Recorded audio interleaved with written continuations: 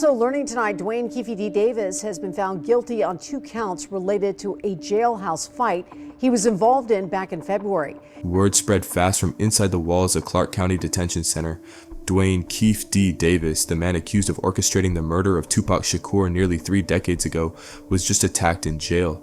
And this wasn't some random scuffle over commissary or yard politics.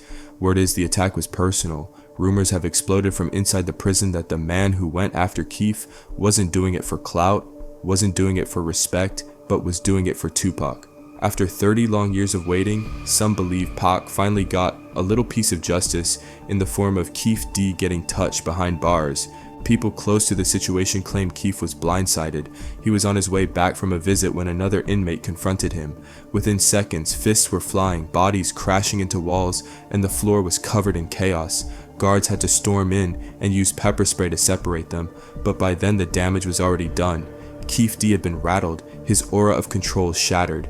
And while official reports downplay it as just 2 inmates fighting, the whispers tell a very different story.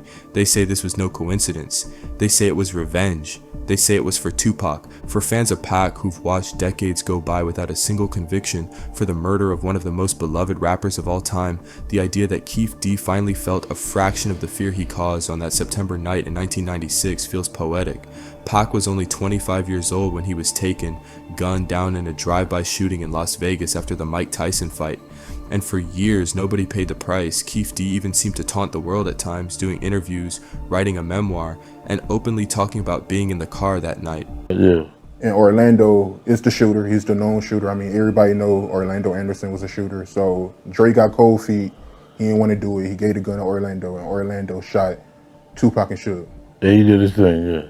Okay, so what was Tupac and Suge's reaction when Orlando started shooting up the BMW? Oh, shit. Suge just ducked his head, and the first bullet went in his head, and the next one's hit him. It was like he was doing a breakdance trying to jump in the back seat or something. Yeah. Like, damn. Yeah, what the fuck? It looked like he was trying to jump in the, but it was, the bullets was in his ass. And you said Tupac tried to jump in the back seat. It looked like he was, when y'all start shooting, he was reaching, and it looked like, he was trying to jump in the back seat or something. He was like breakdancing or some shit. He admitted that he supplied the gun that was used to kill Tupac. He bragged like he was untouchable. But here's the thing, he isn't untouchable anymore. The case against Keefe D is still playing out in court. He was indicted in 2023 after a grand jury heard testimony and reviewed his own past statements, where he admitted to orchestrating the hit. Prosecutors argue those confessions are enough to prove his guilt. Keefe D has tried to backpedal, claiming he was just playing things up for clout, or that he had some kind of immunity deal with law enforcement. But the judge wasn't buying it. His trial is now scheduled for 2026, almost 30 years after Pac's death. Think about that. Nearly 3 decades of pain, anger, and unanswered questions, and now suddenly, the man at the center of it all is not only facing the legal system but also facing prison justice from the inside. The attack has reignited debate all over hip-hop and social media. Fans are saying this is karma, that Pac's spirit is still alive, still watching, still making sure his story isn't forgotten. Some people believe Keefe's attacker might not have even known Pac personally. It didn't matter. For them, it was about sending a message. You don't get to brag about being involved in the killing of one of the greatest rappers of all time and then walk around in jail without consequence. It doesn't work like that. Not when it comes to Tupac. And let's be real, Pac was more than just a rapper. He was a poet, an activist, a man who spoke for the voiceless. He captured the struggles of a generation, mixing raw street energy with social commentary in a way nobody else ever did. Songs like Keep Your Head Up, Changes, Dear Mama, they weren't just records, they were lifelines. Tupac meant something to people far beyond music. That's why his murder cut so deep. It wasn't just losing an artist, it was losing a voice, a leader, a symbol of hope and resistance. 30 years later, his words are still quoted, his face still painted on murals, his story still dissected. Tupac isn't just remembered, he's immortal. And that's exactly why so many fans feel a sense of satisfaction knowing Keefe D finally got touched.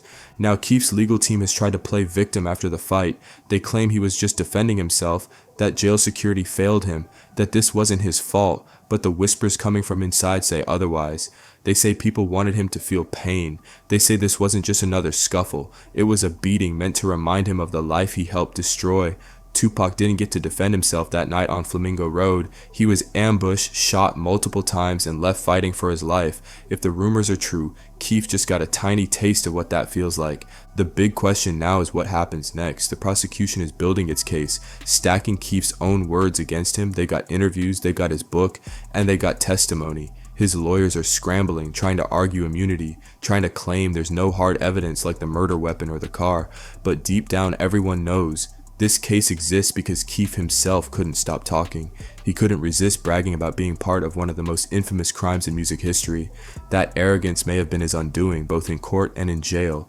Pac fans are watching closely. For years they felt robbed of justice. Biggie's murder also went unsolved, fueling the belief that the system didn't care about black artists, that these legendary men could be gunned down with no consequences. The FBI was on it, on both of them boys. People said they wasn't working that case. They were. They was working both of them boys' cases, Biggie and Tupac. They was on it. I was catching the heat, bro. Yeah. If Keefe D is finally convicted, it would mean something bigger than just one man going to prison. It would mean the cycle of silence and failure around Pac's case is broken. It would mean after decades of waiting, justice finally found its way to the desert streets of Las Vegas. But here's the flip side. If Keefe D somehow beats the charges, if technicalities or lack of physical evidence allow him to walk free, it would feel like history repeating itself. Another chapter of injustice, another wound for Pac's fans, another reminder that the world can take legends away and never give answers. That's why this jailhouse attack, as wild as it sounds, has struck such a chord. For some, it already feels like a form of justice, the kind that doesn't come from courtrooms or judges, but from the streets and the people who loved Pac. Nearly 30 years later, Tupac's name is still everywhere. Documentaries, murals, concerts where holograms bring him back to life, rappers citing him as their biggest influence. He hasn't faded. If anything, he's grown larger in death than in life. And the fact that Keefe D is sitting in a cell right now, bruised up, waiting to face trial, it feels like Pac's presence is still here, still haunting those who wronged him. So we're left with the ultimate cliffhanger. Keefe D has been attacked in jail, rumors swirl that it was for Tupac, and the trial is still on the horizon.